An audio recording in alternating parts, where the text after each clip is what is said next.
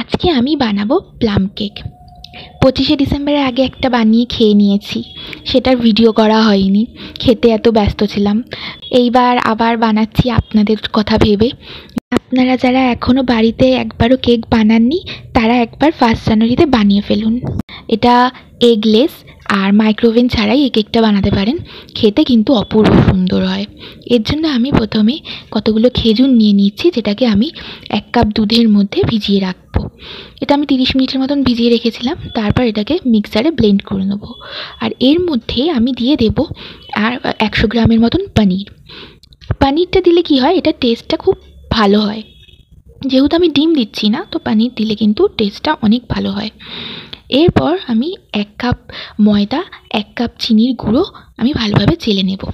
চেলে নেওয়াটা কিন্তু অত্যন্ত জরুরি।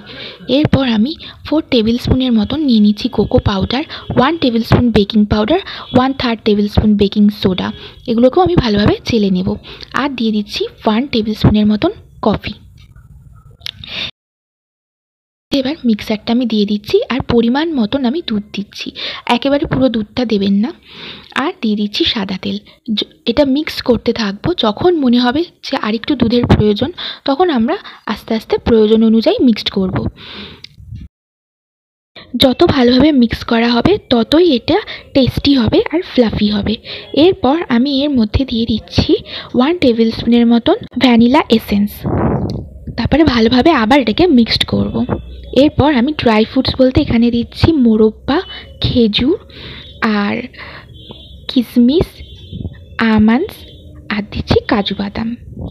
আমি মোরব্বাটা খেতে খুব ভালোবাসি, এমনিতেও আমি নর্মালি খেয়ে থাকি, তো আপনারা মোরব্বা না দিতে চাইলে নাও দিতে পারেন, আমার ভালো লাগে। এটা ভালোভাবে মিক্সড করে আমি কিন্তু সাথে সাথে এটা বসাবো না, এটা কিছুক্ষণ রেখে দেবো ঢেকে। তারপর আমি এখানে একটা বাটির মধ্যে এইভাবে সাদা তেল মাখিয়ে নিয়ে তার মধ্যে এইভাবে মিক্সচারটা ঢেলে দেব। এরপর কড়াইয়ের মধ্যে আমি একটা স্ট্যান্ড বসিয়ে এই বাটিটাকে ভালোভাবে বসিয়ে ঢেকে দেব। হাই ফ্লেমে রাখবো কিছুক্ষণ, 20 মিনিটের মতন রাখবো হাই ফ্লেমে। তারপর ঢাকনা তুলে দিয়ে ড্রাই ফ্রুটসগুলো ওপর দিয়ে দেব। তারপর এটাকে আমি মিডিয়াম আঁচে আবার ঢেকে 30 মিনিটের মতন রেখে দেব। এরপর একটা কাঁটা চামচ দিয়ে আমি এটার মধ্যে ডিপ করে দেখব, যদি কিছু না লাগে কেক রেডি। দেখুন কেকটা এবার আমি কাটছি। এটা 1 জানুয়ারির জন্য আমি বানিয়েছি। তো যাই হোক, আপনারাও যারা খাননি 25শে ডিসেম্বর বানিয়ে এইভাবে 1 জানুয়ারিতে বানিয়ে খেয়ে নিন কেকটা। আর দেখেছেন কতটা স্পঞ্জি হয়েছে, যেমনি স্পঞ্জি তেমনি টেস্টি আর ভীষণ ফ্লাফি।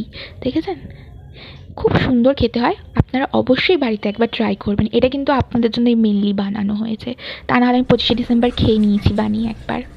আপনার যদি ভালো লাগে অবশ্যই লাইক, শেয়ার আর কমেন্ট করে দেবেন। And please do not forget to subscribe my channel and to turn on the notification bell. Thank you for watching.